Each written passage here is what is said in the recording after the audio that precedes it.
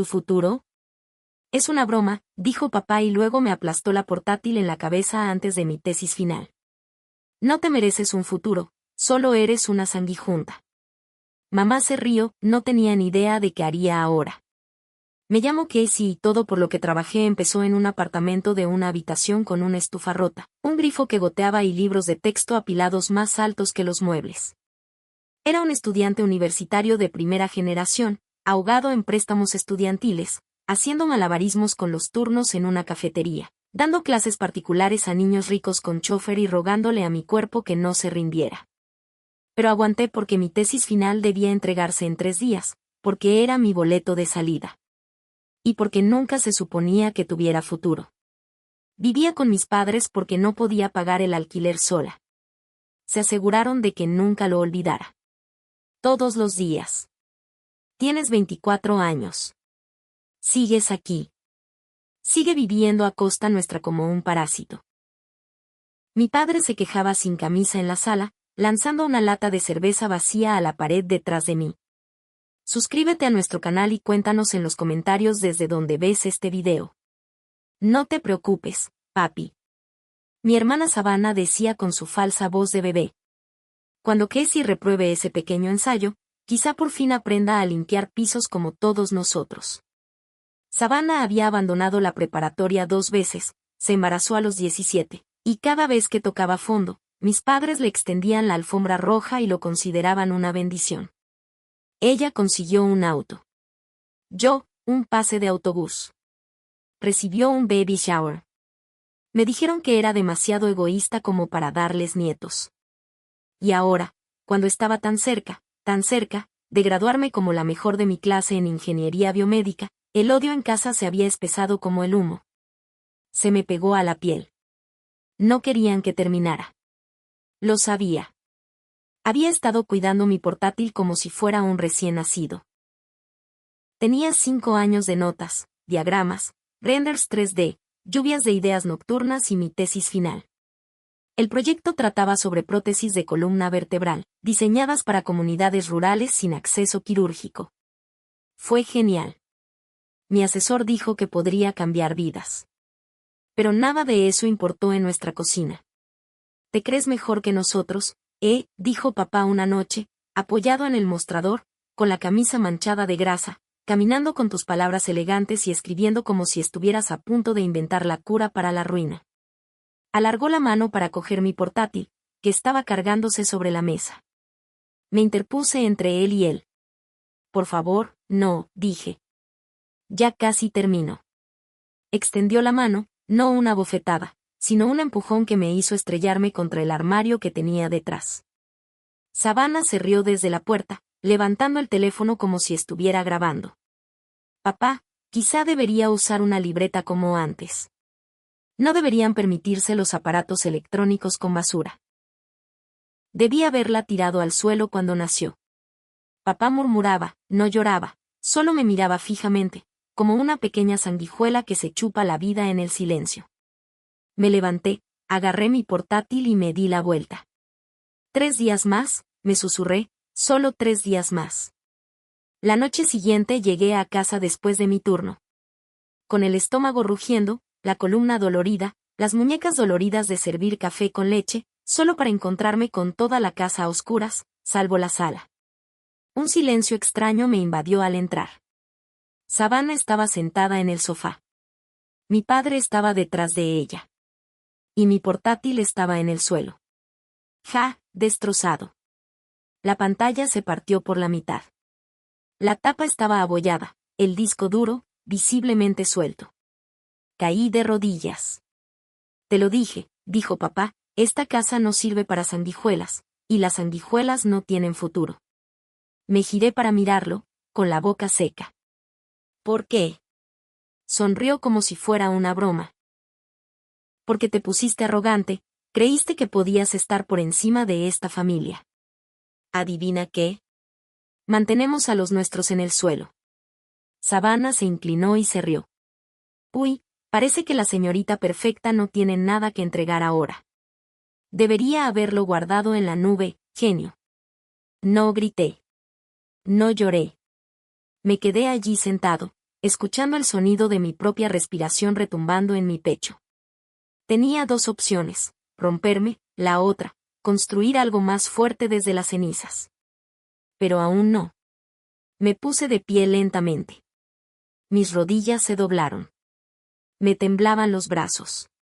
Pero recogí lo que quedaba de mi portátil. No dije ni una palabra. Ni una maldición. Ni un sollozo. Nada. Mi silencio incomodó a Savannah. Quería una reacción. Oh, vamos. No te quedes callado. Dijo que no fueras dramático. Ni siquiera está sangrando. Fue entonces cuando levanté la vista y sonreí. Era la primera vez que sonreía en semanas. Porque sabía algo que ella desconocía. Porque mi proyecto ya no vivía en la laptop. Vivía en mi cabeza. Memorizado en cada boceto. En cada cálculo grabado en mi mente durante noches de insomnio. Podría reconstruirlo. Pero no solo reconstruiría mi proyecto. Lo reconstruiría todo. Y se arrepentirían de haberme tocado. A la mañana siguiente me fui sin decir nada. No porque tuviera miedo. Porque necesitaba violencia para planear. Pensaron que desaparecería.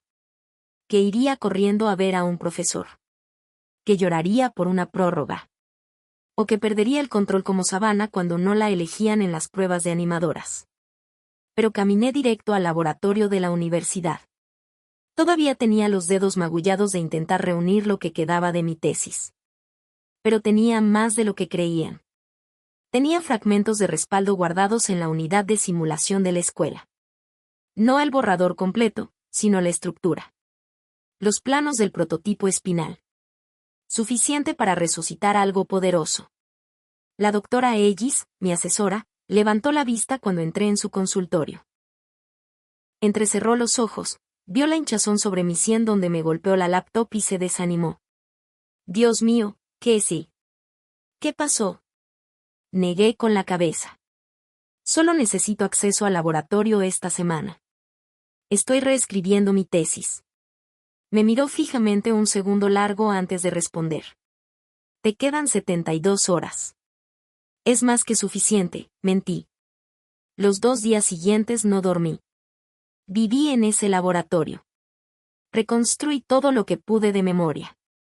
La física estructural, las aplicaciones médicas, las simulaciones visuales. No solo lo reescribí, sino que lo actualicé. Al tercer día, tenía las manos entumecidas de programar y modelar.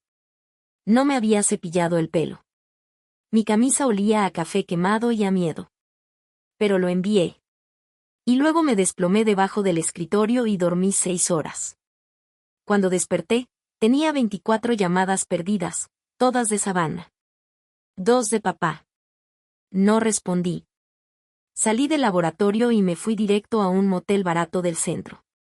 Me dolía la espalda. Me dolían los ojos. Pero lo había logrado. Luego llegó el día de la presentación. Entré al salón donde cada estudiante defendió su trabajo ante un panel de profesores, médicos y expertos invitados de la industria. La mayoría de los estudiantes vestían trajes impecables y tacones. Llevaba un suéter negro con agujeros en las mangas. Mis zapatos estaban desgastados. Se me quebró la voz al presentarme.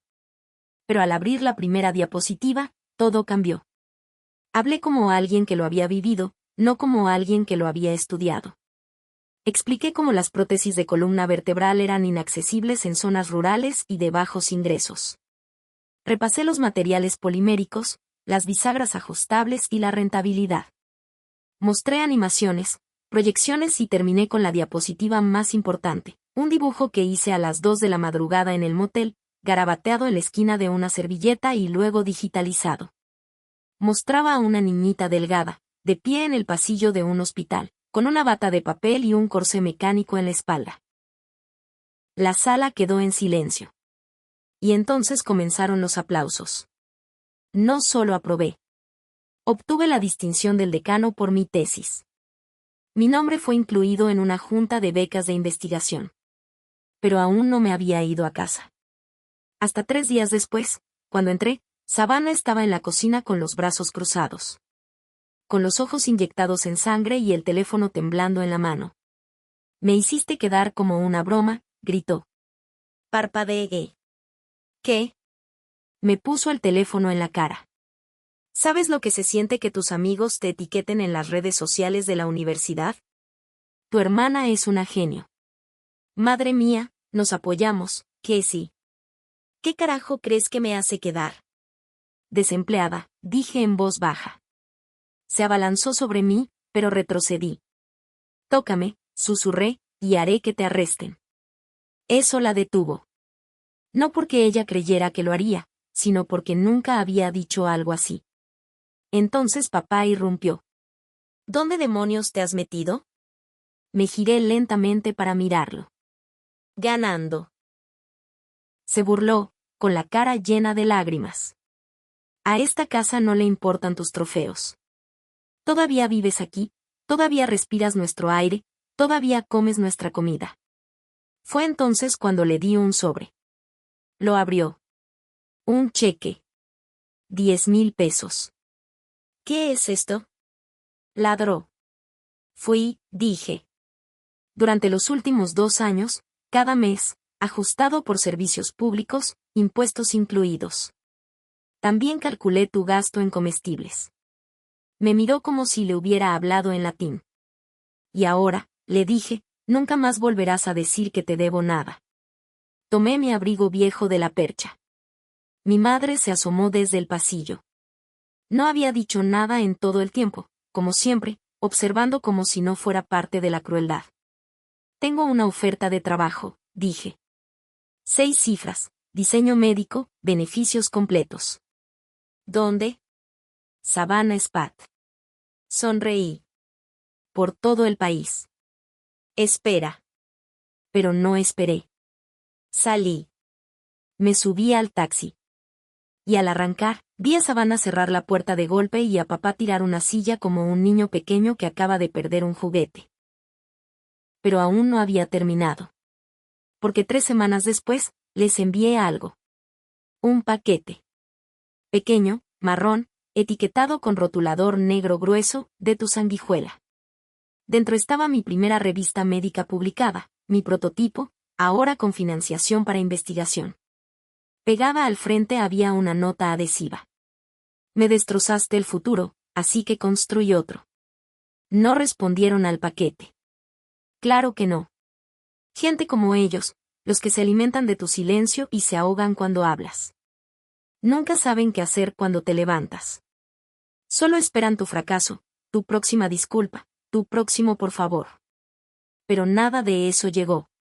Pasaron 6 meses. Entonces, una mañana, mientras tomaba un café solo en mi nuevo apartamento, el que tenía ventanales y una vista de la vida real. No es la caja ni el techo de esa casa. Recibí una llamada. Un número conocido. No contesté. 1 minuto después, sonó el buzón de voz. Era Savannah. Su voz era estridente, jadeante, como si hubiera estado corriendo. Casey, papá perdió el trabajo. Mamá está enferma, enferma de verdad, no fingiendo drama. Sé que no te tratamos bien, ¿vale? Pero tienes que volver. Te necesitamos. Solo. Por favor. Llámame de nuevo. Lo escuché de nuevo. Y luego lo borré. Oye, la semana siguiente recibí un correo de mi antiguo instituto. Una de las profesoras que antes me había descartado por ser demasiado distraída quería que diera una charla en el Día de las Mujeres en STEM. Casi lo decliné. Pero algo me decía que esto era parte de ello. El giro final. Llegué con un modesto vestido negro, sin nada más que una memoria USB y una sonrisa serena. Ahora me llamaban doctora Casey. Ya no la rara. No era la chica que habla demasiado en física. No era la que nunca va con su familia. En cuanto subí al escenario del gimnasio, mi mirada se dirigió a la segunda fila y allí estaban. Mamá. Savannah. Incluso papá. No les había dicho que iba a venir. Alguien debió haber compartido el folleto. O tal vez Savannah todavía tenía alertas configuradas con mi nombre, como quien rastrea a un fantasma que espera que nunca se haga real. Mamá parecía mayor. Tenía el pelo más canoso. Ya no estaba teñido para igualar al de Savannah. Papá había subido de peso, pero por alguna razón parecía más pequeño. En Savannah, parecía vacía. No rota. Simplemente vacía. Como si ya no hubiera gente a la que superar. Ni me inmuté. Comencé mi discurso. Buenos días. Me llamo la doctora Casey Monroe. A los 17 años, me dijeron que no estaba hecha para la brillantez. Me dijeron que ser creativa me hacía perder el foco, que hacer preguntas me hacía difícil. Que destacar me hacía menos. Hice una pausa. Mis ojos los recorrieron con la mirada. Hablé con las chicas que estaban en la habitación. Lo que no me dijeron fue que esas cosas eran poder, que quienes intentan hacerte sentir pequeño suelen tener miedo de en que te convertirás cuando finalmente te des cuenta de lo grande que eres. Aplausos. Savannah se removió en su asiento. Papá se rascó el cuello. Continué. Cuando estaba preparando mi tesis final, alguien la destruyó, la destrozó, intentó convencerme de que nunca lo lograría, de que mi futuro era desechable. Lo reconstruí en 72 horas. No porque sea especial, sino porque ya no quería que la gente escribiera mi final. No necesitaba decir nombres. Lo sabían. Terminé el discurso, les di la mano y me tomé fotos con niñas que sostenían kits de ciencias y cuadernos de dibujo. Cuando salí del edificio, estaban de pie junto al estacionamiento. Los tres. Savannah parecía querer llorar. Mamá abrió la boca primero. Casey, cariño. ¿Podemos hablar? La miré de verdad, y por primera vez no vi a una madre, vi a una mujer que dejaba que trataran a su hija como un desperdicio porque eso hacía que su hija favorita se sintiera más grande. No, dije simplemente. Papá dio un paso al frente. Estábamos equivocados, pero las familias. Las familias lo arreglaban todo. Lo miré fijamente y luego metí la mano en el bolsillo de mi abrigo. Le di una pequeña memoria USB.